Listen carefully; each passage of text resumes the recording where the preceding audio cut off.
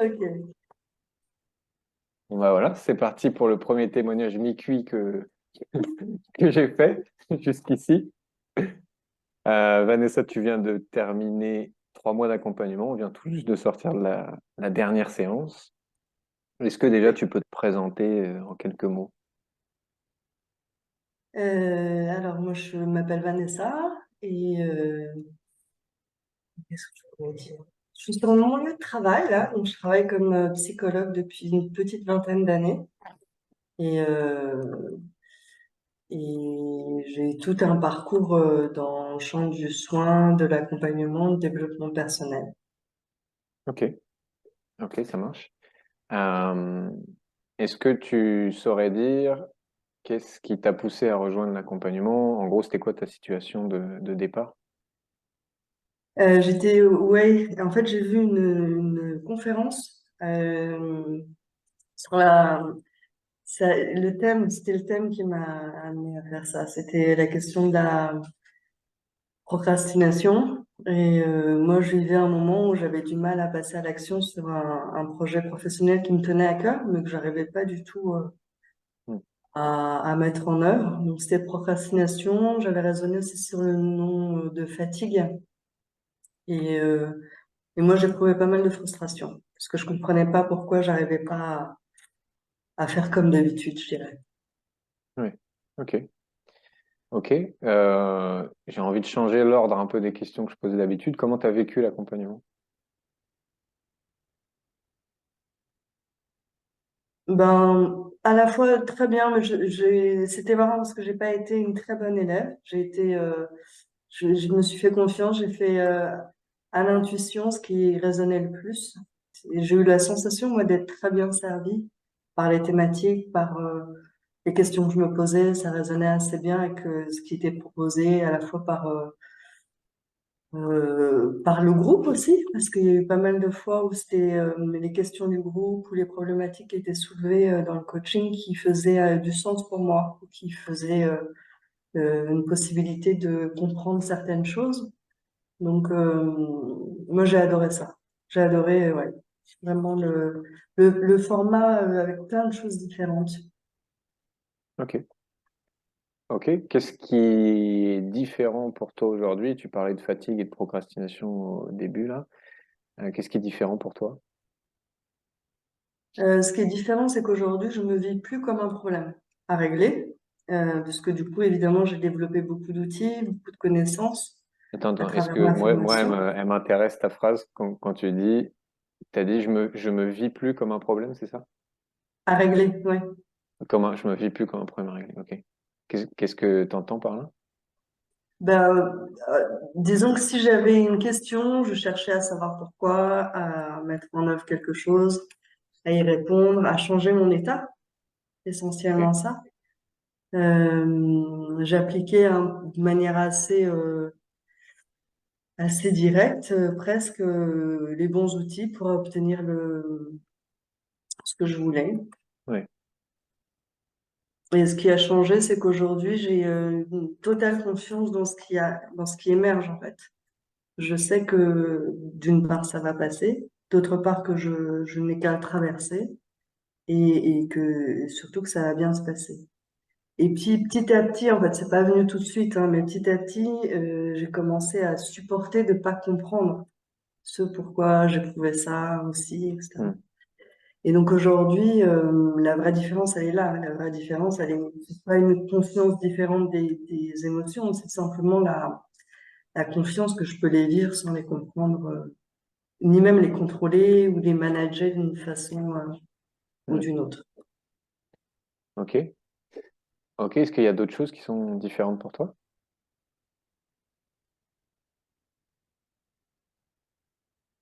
Oui, il y a beaucoup de choses. Il y a beaucoup de choses. Il y a le rapport à...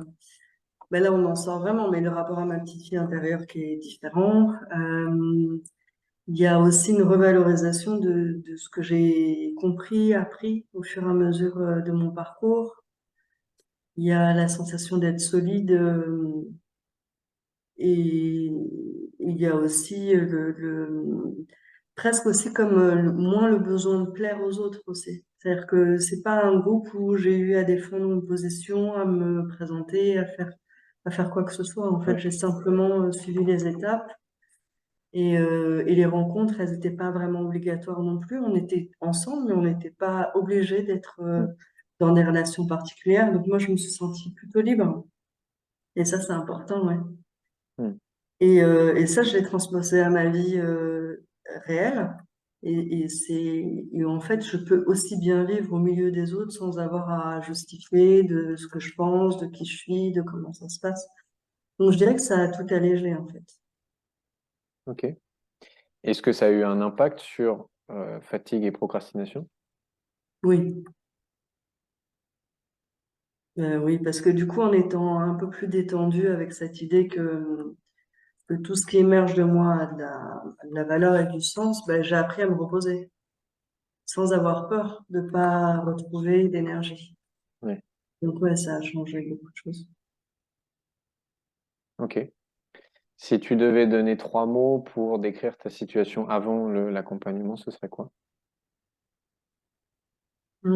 Frustration, contrainte, idéal, Ok. Et trois mots pour décrire maintenant? hum, confiance, hum, légèreté. J'allais dire liberté, mais liberté, c'est un peu... ça vient, mais c'est pas encore là. Légèreté, confiance et, et valorisation. Ouais, liberté, c'est en cours. C'est en cours, là. C'est en C'est en cours. cours. Ok. Ouais. Euh, c'est quoi qui t'a le plus impacté pendant ton accompagnement? Les coachings de groupe. Les coachings de groupe. Le premier, je me souviens très bien. Le premier, en fait, c'était comme si je parlais de moi à travers plusieurs personnes totalement différentes. Donc, ça a eu un effet de me poser, parce que moi, j'en étais à tricoter les choses dans tous les sens, à vouloir les résoudre, et j'y arrivais pas. Donc, quand j'ai rencontré des gens qui vivaient la même chose, mais sur des sujets différents, ça m'a beaucoup apaisé. Ok. On va passer aux petites questions de 0 à 10 que j'aime particulièrement. Donc l'idée, c'est que tu réponds en toute transparence. Peut-être qu'il y a des notes qui ont bougé, d'autres qui n'ont pas bougé. Niveau Hum. d'énergie, avant accompagnement, après accompagnement. 4 avant, et dans tout ce que je choisis, je dirais 9. Et dans tout ce que j'ai encore en conséquence de mes choix précédents, je dirais 8. Ok. Ok. Niveau d'épanouissement, avant, après. En toute transparence, on va dire. Ouais, ouais, ouais. Je dirais 4 et, et 8. Ok. Niveau de paix intérieure, avant, après. Ça, bizarrement, ça a toujours été assez haut. Euh, 7, 7 et 8 et demi. Ok. Niveau de confiance en toi.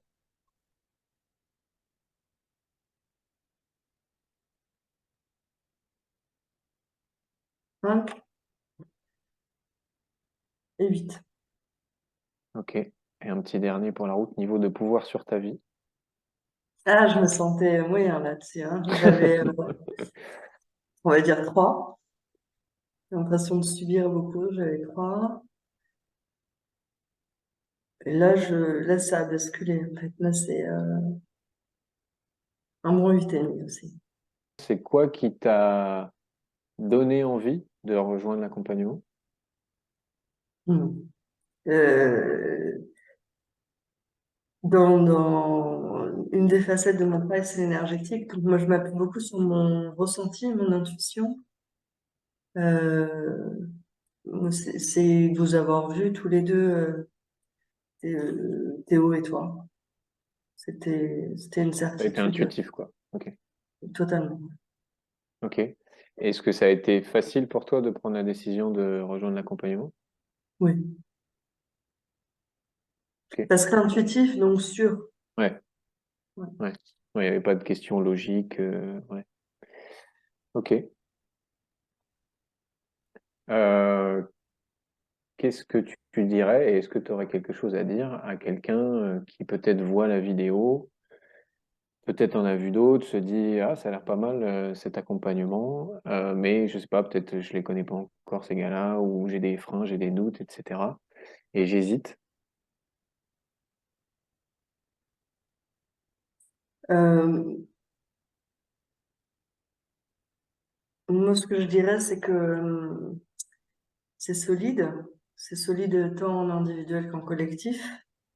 Euh, je dirais que j'en ai fait beaucoup, des formations, des groupes, des coachings, des thérapies, et que là, il y a vraiment quelque chose de solide. Euh, je dirais aussi que la promesse est entre guillemets tenue, parce que c'est suffisamment profond et sérieux pour qu'il y ait des changements à la fois pendant l'accompagnement et après. Mm. Et je dirais qu'il y a beaucoup de bonne humeur, ce qui est très important pour moi. C'est même la base en fait. Et que voilà, il y a un niveau de complicité et de connexion qui est assez qui est porteur en fait. Donc ouais. Ok. Une que je t'ai pas posée, est-ce que tu penses que justement tu parlais de changements pendant l'accompagnement et éventuellement après, est-ce que tu penses que les changements que tu vis là, ça va durer dans le temps? Oui, c'est sûr. Non seulement parce que j'ai des résultats, mais surtout parce que j'ai une méthode. J'ai acquis une manière de fonctionner avec moi qui va durer. Et j'ai réactivé des savoirs que j'avais, mais que je n'utilisais pas forcément. Donc, j'ai comme rehiérarchisé mes outils avec des choses qui fonctionnent et qui sont, je trouve, très précieux parce on n'a pas besoin d'aller dans le détail, on a à laisser faire beaucoup. Et, euh, Mm.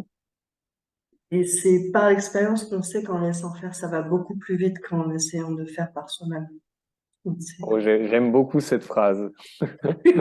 Non, c'est vrai. C'est ta deuxième punchline du témoignage, là. Avec grand plaisir. Avec grand plaisir. Et du coup, ça m'amène. Mince, j'avais une question. C'était.